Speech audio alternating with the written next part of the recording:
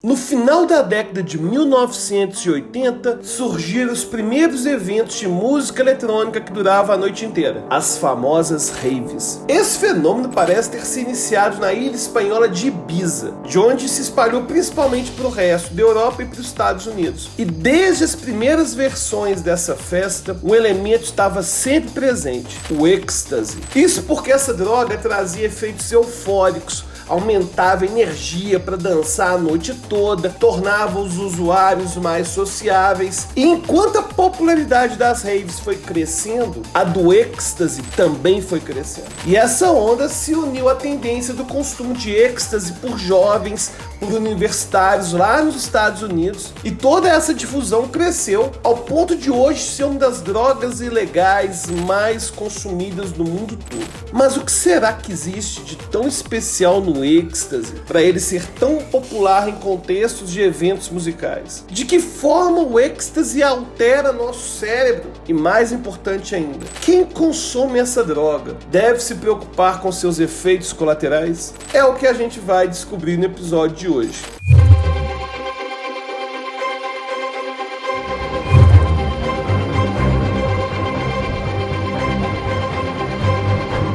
O principal composto do êxtase é o metileno dioximetanfetamina, também conhecido como MDMA. Mas também é comum que haja acréscimo de outras substâncias, como a mescalina, a cafeína ou as anfetaminas. Nós vamos falar aqui principalmente do êxtase na sua forma de comprimido, mas vale citar também que tem uma forma de cristal do MDMA que tende a ser preferido por alguns consumidores, por se tratar de uma forma mais pura do composto. A primeira vez em que o composto foi sintetizado foi em 1912, pelo químico alemão Anton Merck.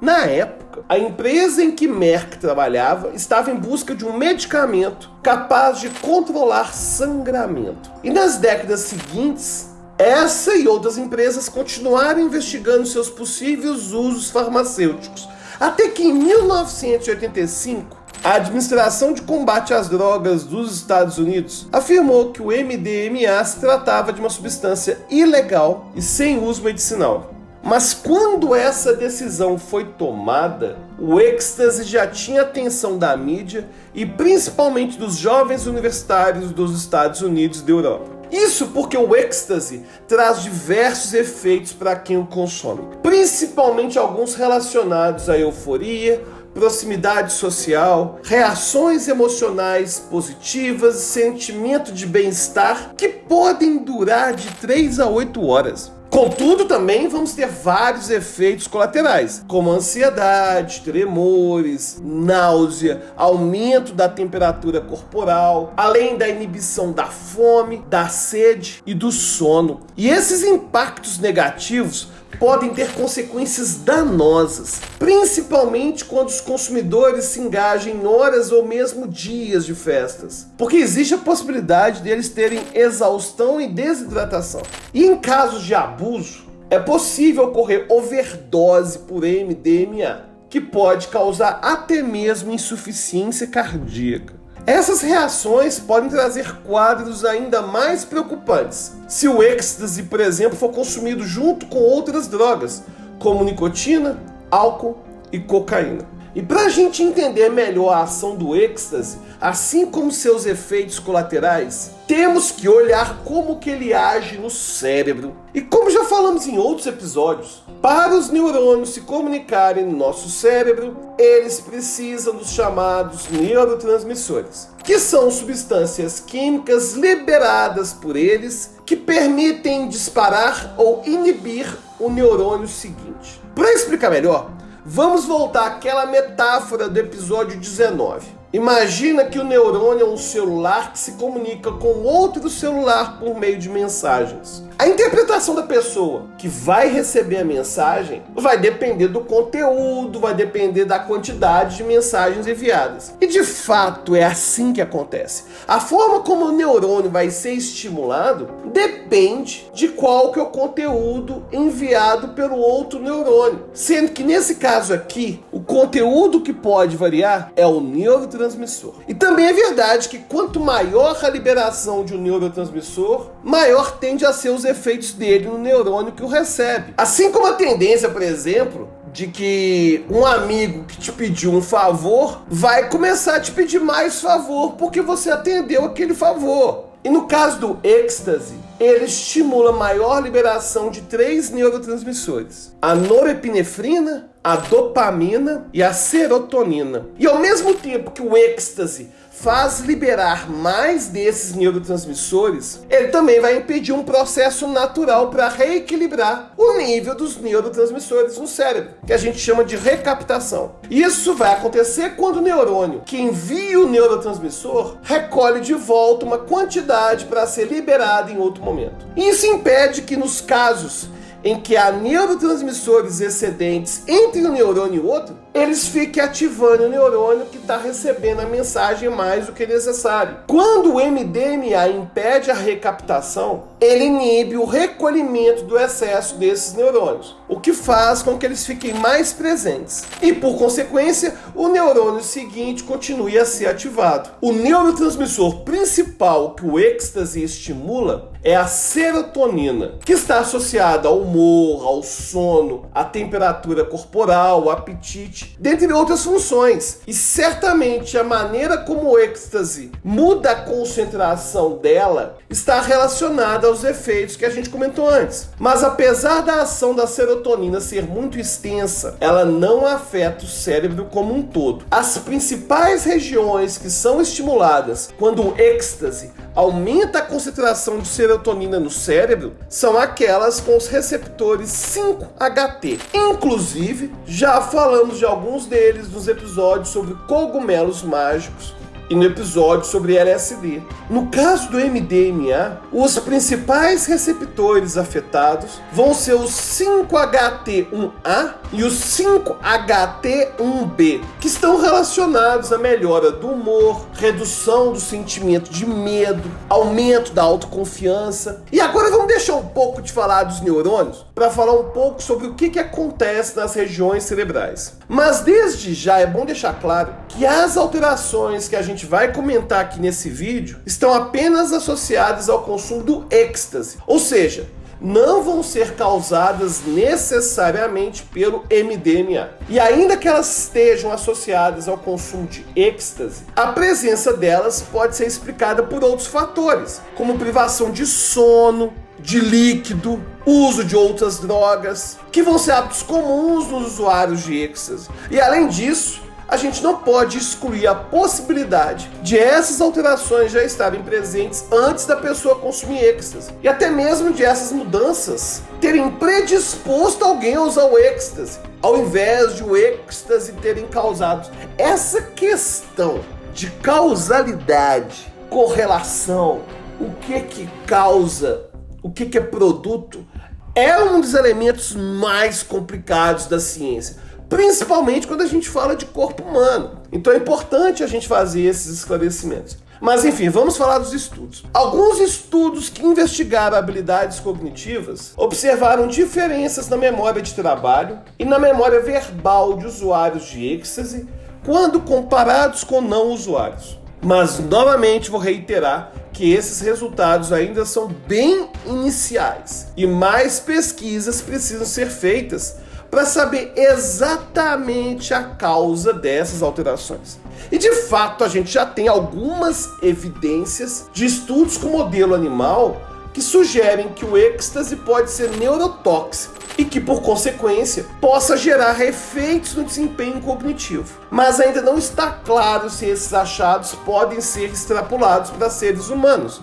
E vale ressaltar que as pesquisas na área devem continuar não só para a gente avaliar os impactos do êxtase para os seus usuários. Também vamos ter outros bons motivos para investir em estudos com MDMA. O primeiro é para tratar aqueles que precisam de ajuda. Apesar de o MDMA não ser considerado viciante, algumas pessoas abusam do seu uso por querer repetir a experiência. E mais preocupante ainda é a tolerância, algo que a gente já falou no primeiro episódio dessa nossa série. E vai acontecer de a pessoa precisar de doses cada vez maiores para obter os mesmos efeitos iniciais. Inclusive, uma pesquisa encontrou que 2/3 dos usuários aumentaram o número de comprimidos consumidos se comparados com a quantidade das primeiras experiências, o que indica que a incidência de tolerância é bem alta. E pelo fato de os usuários buscarem cada vez mais doses,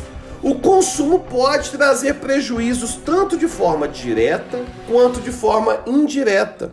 E uma vez que o usuário quer repetir a experiência, mas deseja parar ou diminuir o consumo do êxtase, pode ser necessário que ele busque tratamento especializado. E apesar de não existir um tratamento específico para esse desejo contínuo de consumir êxtase, já existem evidências de que a terapia comportamental pode ser eficaz. Mas isso não significa que as investigações de outras possíveis intervenções devem parar.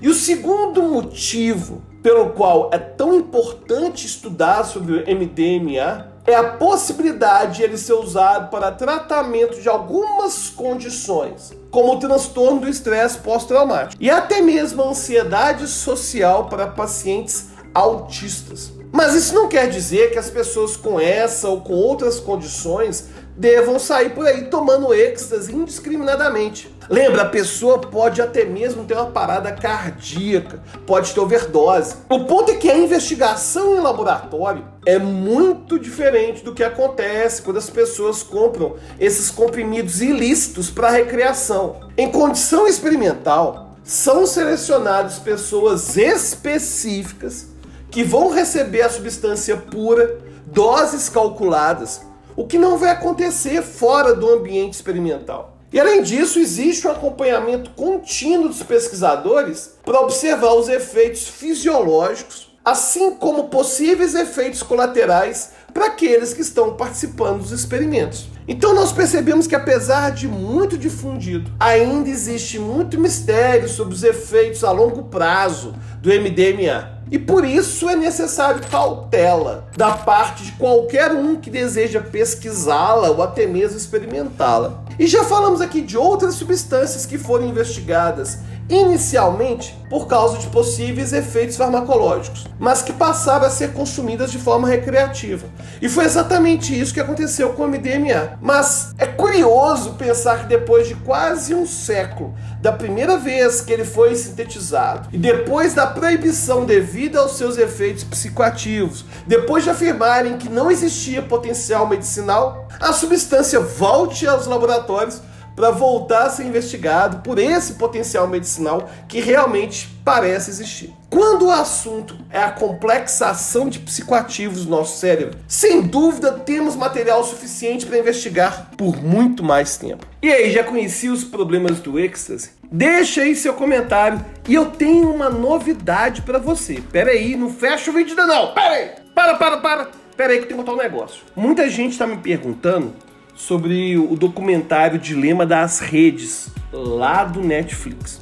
E na verdade, o problema das redes sociais é muito, mas muito pior do que mostra o documentário. Existem danos cerebrais que acontecem devido ao uso contínuo das redes sociais. E aí eu decidi criar uma nova série só sobre isso, certo? Então, se você quiser assistir ao primeiro episódio dessa nova série sobre os danos causados devido a redes sociais, devido à internet, vai no meu novo canal, Como a Mente Funciona. É um novo canal só para falar desses tópicos. E se você gosta dessa série de vícios, já inscreve também no Como a Mente Funciona, porque esse canal aqui, principal, Alberto Delísola, vai parar com esses conteúdos. Os conteúdos aqui do canal Alberto Delísola vão voltar a ser só de hipnose. Então, se você gosta de neurociência, bora lá pro Como a Mente Funciona, porque lá a gente vai falar só disso e tem uma nova série só sobre redes sociais. Então vai lá assistir ao vídeo, já tá lá pronto no canal e depois me fala o que você achou, beleza? todo mundo indo pro canal novo. E se quiser saber de hipnose, pode continuar aqui também. É isso aí, pessoal. Espero que tenham gostado do vídeo e até a próxima.